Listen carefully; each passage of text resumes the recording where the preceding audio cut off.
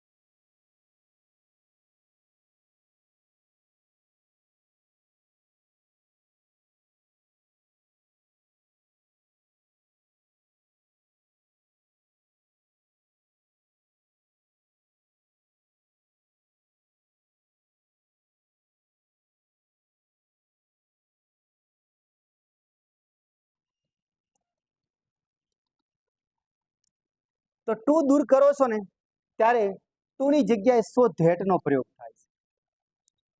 એ ખાસ યાદ રાખવું કે આ ટુ જે લખ્યું છે ત્યાં આપણે સો નો પ્રયોગ કરશો ને આ ટુ જે છે ત્યાં આપણે ધેટ નો પ્રયોગ કરશું. હવે વાક્યમાં ક્યાંય કર્તાનો ઉલ્લેખ કરેલો નથી એટલે આપણે કર્તા ન આપેલો હોય તો એક યાદ રાખવું કે આપણે વન શબ્દ લાવવો છે. જો વાક્યમાં ફોર મી કે ફોર હર કે ફોર હિમ આપેલું હોત તો આપણે એના પરથી કર્તા બનાવી શકત, પણ ક્યાંય ફોર પછી કોઈ કર્મ વિભક્તિ નથી કે નામ નથી તો આપણે કર્તા પસંદ વન કરશું. બીજો એક પોઈન્ટ એ યાદ રાખવું કે અહીં ઇઝ આપેલું છે, જો આગળ ઇઝ હોય તો આપણે અહીં કેન પસંદ કરવો છે. આ પણ એક યાદ રાખવું. બરાબર. ઘણી વખત વિલ નો પણ પ્રયોગ જોવા મળે છે. કેન નો પ્રયોગ કરી શકો છો, વિલ નો પ્રયોગ કરી શકો છો. રેડી? એટલે હવે આપણે આ વાક્યને જો બનાવવાની કોશિશ કરીએ કે tea is too hot to drink, આ વાક્યમાંથી ટુ ને દૂર કરવું છે તો હવે આપણે એમ કહેશો એક તો જવાબ આનું નકારમાં આવશે. બરાબર. એટલે આપણે વાક્ય જો બનાવશો તો આપણે કહી શકશો કે ટી ઇઝ, આ ટુ નીકાળી દો છો ને આપણે ત્યાં સો મૂકવો છે. ટી ઇઝ સો હોટ, પછી ધેટ મૂકવામાં આવે છે. કરતા નથી આપેલો આપણે તો આપણે વન પસંદ કરો છો. ને આપણે કીધું કે આગળ જો ઈચ હોય તો કેન મૂકો છો, જો આગળ વોઝ કે વેર હોય તો આપણે કુડ મૂકવામાં આવે છે. આપણે એક ધ્યાન રાખવું. કુડ ના મૂકવું તો વુડ મૂકી શકાય, પણ નકાર ભાવ બતાવે છે એટલે ફરજિયાત કેન નોટ મૂકવામાં આવે છે. Tea is so hot that one can not drink. પણ ચા એક વચનમાં છે, નિર્જીવ વસ્તુ છે, તો નિર્જીવ વસ્તુ માટે કર્મ વિભક્તિમાં સર્વનામ આવે છે ઈટ, તો પાછળ આપણે ઈટ મૂકો છો. તો આ વાક્ય પરફેક્ટ તૈયાર થઈ ગયું કે tea is so hot that one can not drink it. આ આનો જવાબ બની ગયો છે. બરાબર. ફરી આપણે શીખીએ કે શું કર્યું. અહીં ઇઝ હોવાના કારણે આપણે કેન નોટ પસંદ કર્યું છે. અહીં વોઝ હોત કે વેર હોત તો આપણે શું કરત, કુડ નોટ પસંદ કરત. બરાબર. આ ટુ નીકળી જાય એની જગ્યા ઉપર સો આવે છે. આ વિશેષણ છે હોટ એટલે ગરમ, તો હોટની આગળ ટુ આવે છે. અહીં ટુ આપેલું છે તો આ ટુ નીકળી જાય એની જગ્યા ઉપર આપણે ધેટ નો પ્રયોગ કરો છો, તો સો ધેટ થી આ વાક્ય બની ગયું છે. ધારો કે હવે આ વાક્ય એમ આપેલું હોત આપણને tea is too hot for me to drink, તો આપણે કરતા મળી ગયો છે અંદર. કે ફોર મી શબ્દ આપેલો છે એટલે આના પરથી આપણે કર્તા બનાવી શકો છો. અહીં આઈ થી સ્ટાર્ટ થઈ જશે. મી નો કર્તા આઈ થાય છે. જો હર હોત તો આપણે સી પસંદ કરત, જો હિમ હોત તો આપણે હી પસંદ કરત. ટી એમનું આમ રહેશે આગળ. ટી ઇઝ, આ ટુ નીકળી જાય ત્યાં સો આવશે. હોટ, બરાબર. આ ટુ ની આગળ ફોર મી છે એટલે આપણે કર્તા આઈ પસંદ કર્યો, પણ તરત એના પછી ધેટ લખવું પડે છે. ધેટ. અહીં ઇઝ આપેલું છે તો આપણે શીખવાડ્યું કે આપણે અહીં કેન નોટ પસંદ કરશું. Can not drink it.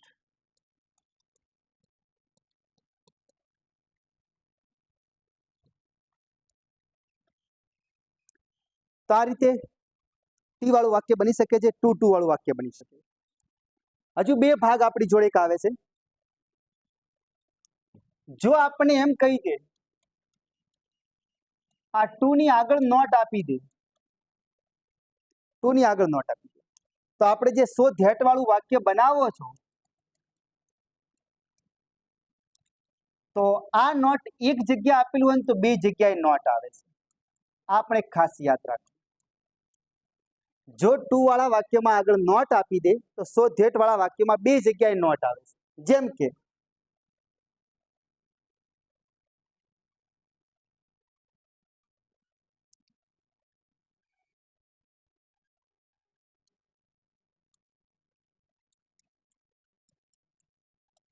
this book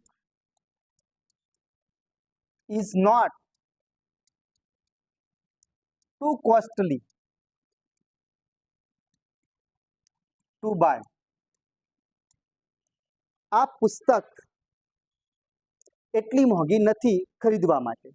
તો હવે આપણે કીધું એ પ્રમાણે કે ટુ ની આગળ નોટ આપેલો છે તો જે આપણે સો ધેટ વાળું વાક્ય બનાવો છો તેમાં બે જગ્યાએ નોટ આવશે. એક તો અહીં સ્ટાર્ટિંગમાં જે કહી દીધું આપણે કે ધીસ બુક ઇઝ નોટ, આ ટુ ની જગ્યાએ સો લાવશો, સો કોસ્ટલી ધેટ. હવે અહીં કર્મ વિભક્તિનું નામ આપેલું નથી, કોઈ કર્તાનો ઉલ્લેખ નથી એટલે આપણે વન પસંદ કરશું. One can not buy it. This book એક વચનમાં છે એટલે આપણે ઇટ મૂક્યું છે પાછળ.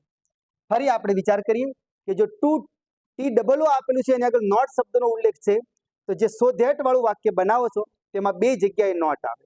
એક સો ની આગળ નોટ આવી જશે અને એક ધેટ પછી જે મૂકો છો ત્યાં નોટ આવી જશે. ખાસ યાદ રાખવું કે આવી રચના બનાવી શકાય છે. આપણો એ જ તો નિયમ છે જ કે જો ઇઝ આપેલું હોય તો અહીં કેન નોટ પસંદ કરો છો, જો વોચ હોત તો આપણે કુડ નોટ પસંદ કરો છો, પણ ઘણી વખત વુડ પણ મૂકી શકાય છે. આપણે યાદ રાખવું. હવે આપણને એમ કે આ ટુ આપેલું છે એના પછી નોટ આવે, આ ખાસ યાદ રાખો. જો ટુ પછી નોટ પસંદ કરવાનું કહે ને પસંદ કરેલું વાક્યમાં આપેલું હોય તો સો ધેટ વાળું જે વાક્ય બનાવો છો એ વાક્યમાં કોઈ જગ્યાએ નોટ ના આવે. આ એનો લોજિક. પહેલું આપણે શીખવાડ્યું કે ટુ વાળું વાક્ય હોય ક્યાંય નોટ નથી તો એક જગ્યાએ કેન નોટ કે કુડ નોટ આવે છે, અને જો ટુ ની આગળ એક જગ્યાએ નોટ હોય તો બંને જગ્યાએ નોટ આવે છે. પણ ટુ ની પછી નોટ હોય તો સો ધેટ વાળા વાક્યમાં કોઈ જગ્યાએ નોટ ના આવે. જેમ કે tea is too hot not to drink. અહીં ટુ પછી નોટ છે, આ આપણે સમજી શકો છો, અને ટુ પછી નોટ હોય તો આપણે કીધું કે સો ધેટ વાળા વાક્યમાં કોઈ જગ્યાએ નોટ નહીં આવે. તો આનો જવાબ પરીક્ષામાં વિકલ્પમાંથી પસંદ આવો કરવામાં આવે. T is so hot that, કોઈ કર્તાનો ઉલ્લેખ નથી એટલે આપણે વન પસંદ કરી શકો છો. અહીં ફરી જોઈ લઈએ કે કેન નોટ નહીં આવે કારણ કે ટુ પછી નોટ છે એટલે કોઈ જગ્યાએ નોટ ના આવવો જોઈએ જવાબમાં. T is so hot that one can drink it. આ લોજિક છે. ટુ ટુ વાળા વાક્યને આ ત્રણ રીતથી આપણે યાદ રાખવા. એક નોટ ન આપેલું હોય, એક ટુ ની આગળ નોટ આપેલું હોય અને એક ટુ ની પાછળ નોટ આપેલું હોય. તો આ જે સેન્ટેન્સ આપણે બનાવ્યા છે આ આપણે તમને પરીક્ષામાં ખૂબ મદદરૂપ થશે. ફરી મળીશું એક નવા વિડીયો સાથે. જય હિન્દ, જય ભારત.